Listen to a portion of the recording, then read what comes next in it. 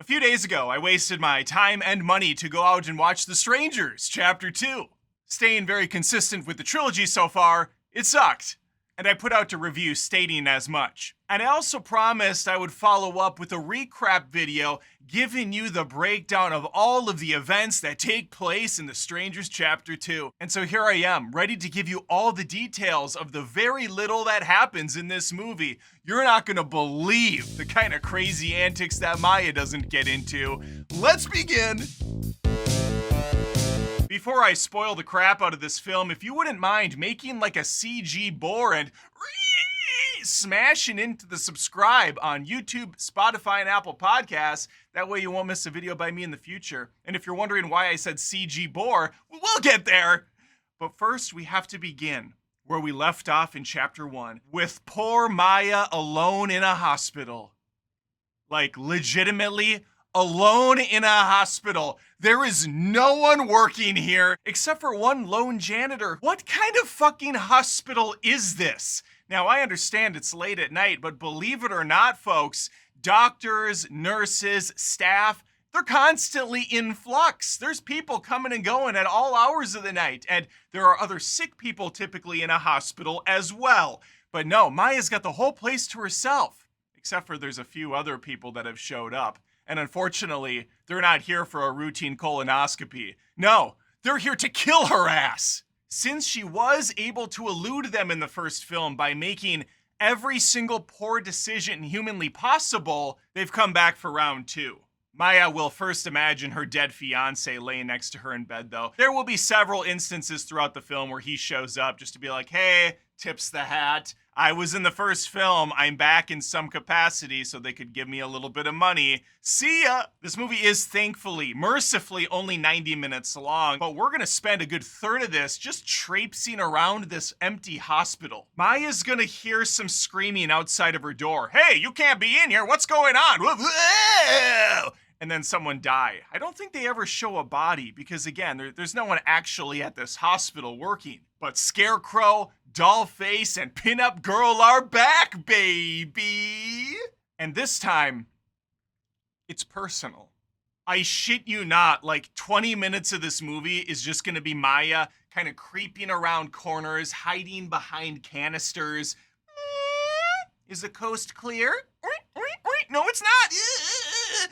The bad guys will be lumbering around, throwing stuff out of the way. She scampers into the next scene. Wash, rinse, repeat. My favorite scene, though, early on is when she goes down into the morgue. There's a couple bodies on the table, and then there's also the little tray areas that open up, and then you slide the bodies into those. I don't know what those are called, but let's just say they're dead body lockers.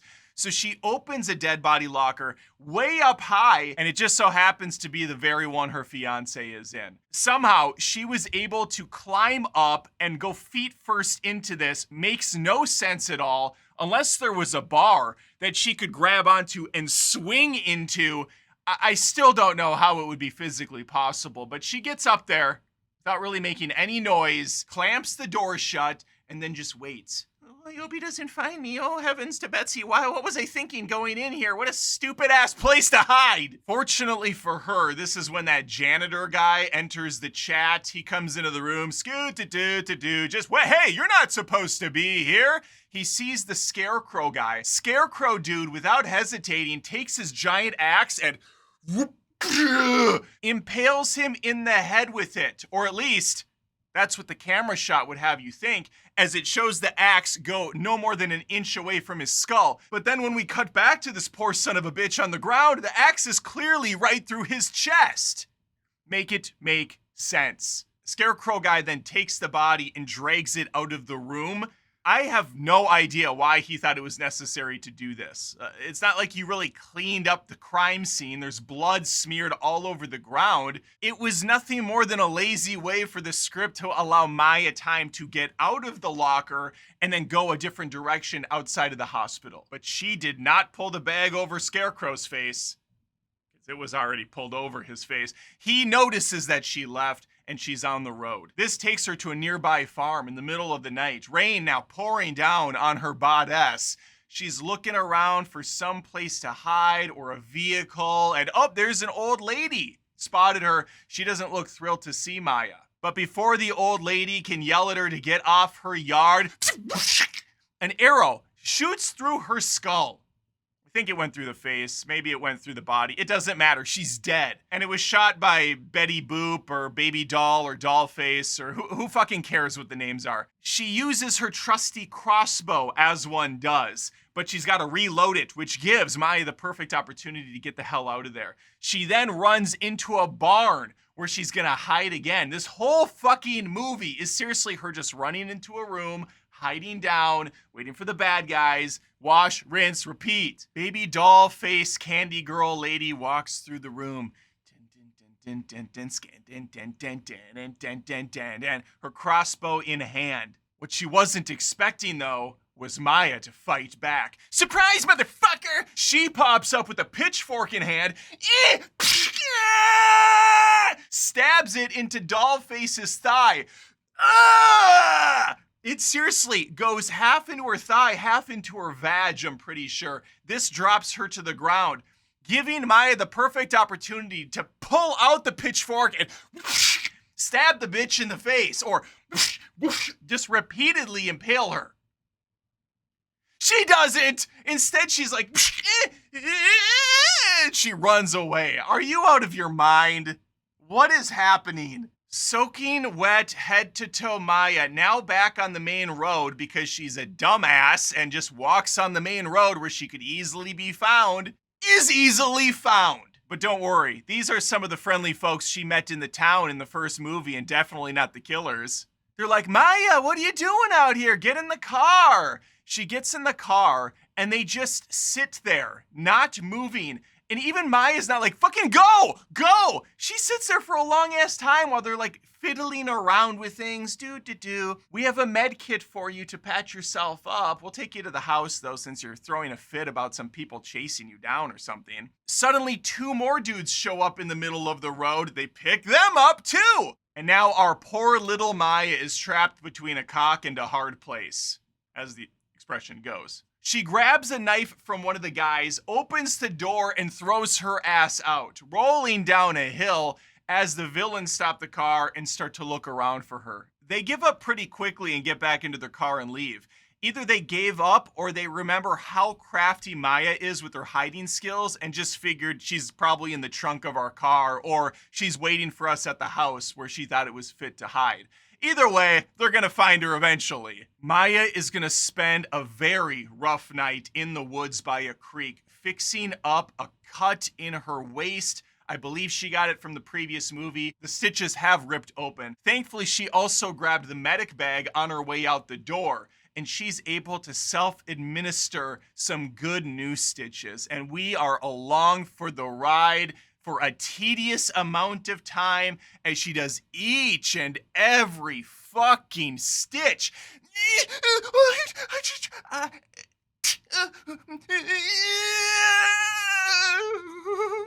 don't like it. I don't want it. I don't want it.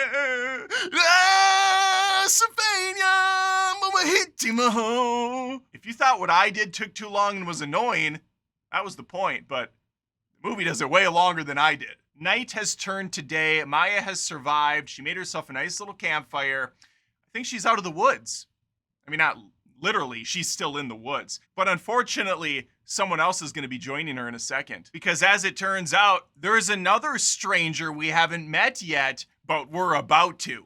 It's a CGI boar. And yes, I am dead fucking serious. We watch a scarecrow goes up to the side of a mountain where there is a huge chain in front of a wooden door. He unhooks it, pulls off the chain, opens the door, and he looks at his little friend. Run. I don't think he says anything, but the boar shot out of a cannon takes off, and we get boar vision as it's moving quickly through the woods. This movie was made pretty damn cheap, so they're not going to spend a lot of time showing us this abomination of an animal. Instead, we get boar vision for the majority of it. As it runs up to Maya, who's sitting there like, oh my god, I'm so happy that a boar isn't chasing me. What the fuck? She sees it. She runs to a nearby abandoned car that we always find in the woods. She hops inside, shuts the door. Jesus Christ! just as the boar starts smashing into this vehicle. Fuck! The boar has clearly been playing a lot of Street Fighter bonus levels because he is a master at destroying a car. After the boar is done throwing a fit for about 4 minutes, Maya puts her hands on the window and slowly starts to peer out. Where's that fucking boar at? I swear to God, if this boar... The boar scares her ass. And keep in mind, anytime there's a jump scare in this movie, the music goes from 1 to 1,000. Like the sound effects and everything just blare. It's really fun. That's a great way to do scares. She spies with her little eye the knife that she stuck into the tree that she stole from one of the strangers. She full-blown sprints over to it, but the boar's like, not on my watch, bitch! The boar takes her down. Oh, fuck! And it starts gnawing at her leg. Get off me, you piece of shit! She's reaching for the knife. She's reaching over for Excalibur, and just like Thor pulling up Thor's hammer, scan, dun dun dun dun dun. She impales it through the boar just as it's about to fall on her. Some people will see this scene and think, yeah, this rivals Leonardo DiCaprio fighting that bear a few years back. This definitely has shades of Revenant on it, as this fucking dumb-looking boar is kind of walking over her body while she's laying there. But she was, fortunately, able to slay the beast. And this was easily the best part of The Strangers 2, because it wasn't just hide and go seek. She was actually dealing with something, even though it was so completely dumb and made no sense. Like, how does the boar know to go after her from what looked like a couple miles away? Like, it just was locked in. I don't even think the stranger gave it a scent to smell to follow her. It just knew. It's like, yep, I'm going after her. I've done this before. I've played these games before. But I think everyone watching this movie was collectively wondering at the same time, what's the deal with the boar? What's his background? What makes him tick? Well, don't worry.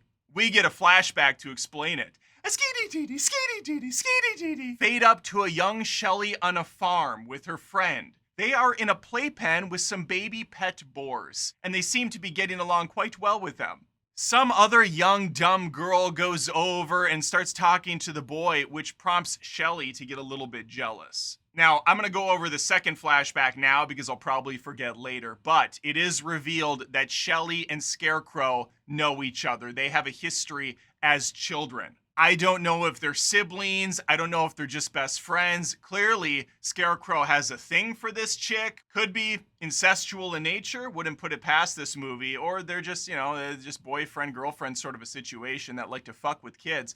But we are going to get them a little bit older at a school playing outside. And a girl's going to start hitting on Scarecrow Boy, which prompts this 13-year-old Shelley to take a rock and beat the shit out of the girl, killing her, causing blood to form on the ground, at which point she takes a finger and makes a smiley face, which represents the strangers. They have the tattoo on the neck. It's their whole thing. So Pinup Girl is Shelley, and we get the history behind Tamara, because Tamara was that poor blonde girl that Pinup Girl killed. And we even learn the backstory of Tamara. Tamara, potato, I don't fucking care. Because that was the name of the poor blonde girl that she killed. So this becomes the catchphrase for her going forward. Is Tamara home? Is Tamara there? It's dumb. And it's right on brand with The Strangers. After the slaughtering of the boar, Myra's gonna find herself ending up right back where she farted in Strangers Chapter 1. She's at the cabin where it all went down. This place is caution tape up. They got the chalk outlines on the floor. It's a whole scene. And this really provides the perfect opportunity for a reminder flashback in case you forgot all the events that went down in the first movie, which consisted of virtually nothing. At this very moment, though, a detective shows up who's gonna help Maya get out of here once and for all. Come on, get in the car. We're gonna go. He gets impaled by an arrow, from Crossbow Chick. And Maya's like, oh my God, I'm so happy that she always kills the other person and never aims for me first. Maya hops in the car, but it's not going to go very far because a second arrow went into the transmission. I should also point out, at a couple different moments in the film, it's established that Maya has a sister who's called her several times to check in at the hospital and check in about her whereabouts and what's going on. At no point does Maya ever say, hey, call the fucking cops. I am being hunted by insane people. Do whatever you have to do. Get down here ASAP. Help me. I am a little washy on what happens next. I think she crashes the car and then she wakes up in a bed. The strangers had grabbed her. They patched her up. We get to see Maya's fit body. She's been working out.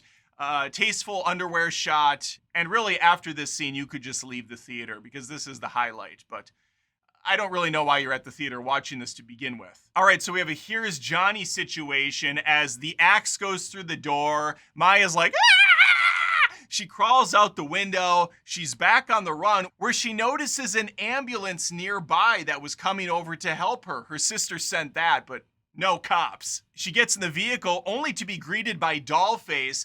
After a scuffle, Maya grabs a pair of scissors that she collected earlier from in the house and stabs it through the side of her head, killing her instantly.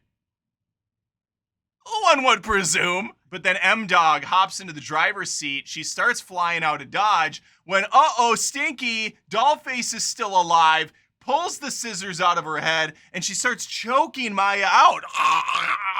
Seatbelt around the neck as our girl is trying to drive a vehicle, and unfortunately now this is the only way I can achieve climax. This time, M-Cat intentionally crashes the vehicle, killing Dollface once and for all. Now, whether it's Dollface or Pinup Girl, I'm sure I don't know. I don't care the difference between the masks or the people. These movies suck, but one of them dies. Maya escapes the wreckage and hides around the corner, as she always does, peeking out to see the other two strangers mourning their dead friend. Scarecrow's not having it. He is pissed, and he's gonna be hunting this woman down until she's dead. Now things are gonna get really interesting. Now we're gonna see some pretty intense, and it's over. The movie's done. We end on a to be continued cliffhanger. Was there anything at the end credits? I'm asking you because I didn't stick around to find out. I couldn't wait to get out of the theater. This was 90 minutes of nothing. The only information we got was the backstory of the strangers. Well, two of them. And I didn't even want to know that. Isn't the point of strangers that they are, strangers? But there you have it. There is the recap on The Strangers Chapter 2.